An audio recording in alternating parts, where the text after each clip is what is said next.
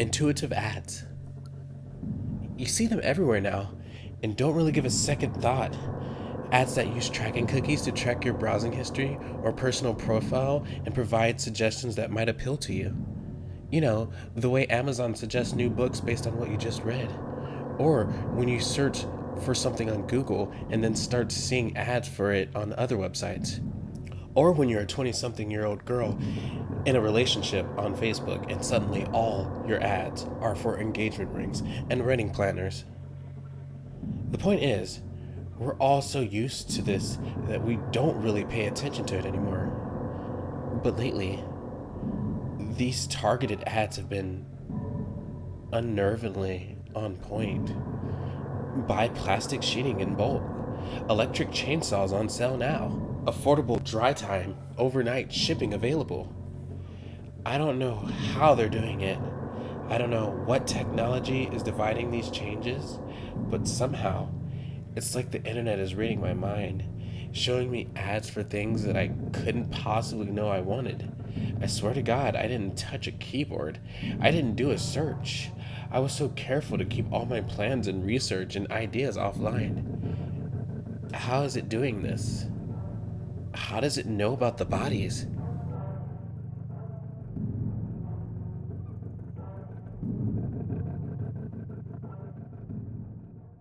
My father's footsteps ringing distant from the hall was my lullaby when I was younger.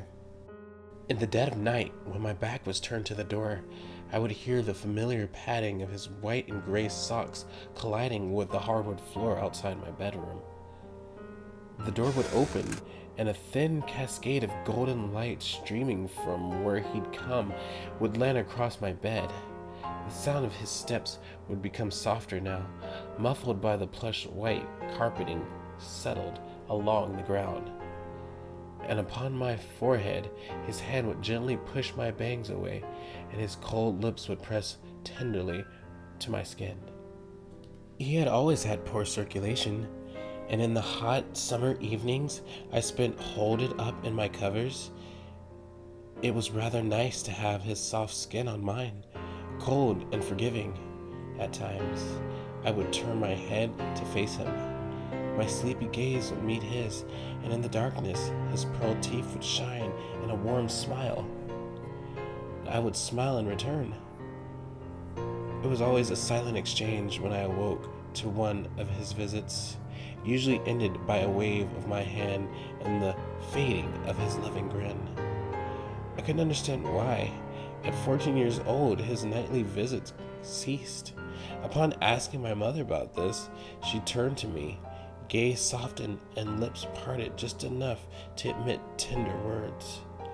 "Well," she stated softly, "as you get older, you see ghosts less and less."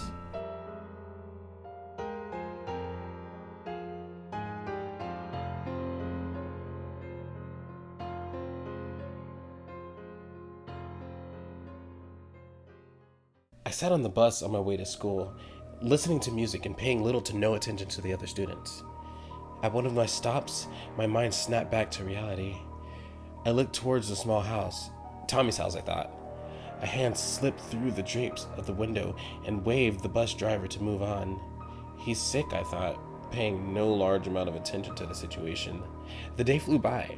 I watched the local news channel after school, and what I heard paralyzed me. Tommy's entire family was murdered that day by an unknown suspect. After hearing this news, I moved back up to my room and quietly fell asleep. The next day I sat on the bus. We drove past Tommy's house, and the bus driver, unaware of Tommy's family's fate, stopped at his home. As I was about to get up and explain to her what had happened, something caught my eye. A pale hand slipped through the drapes of the window and waved the bus driver to move on. I sat on the bus, terrified.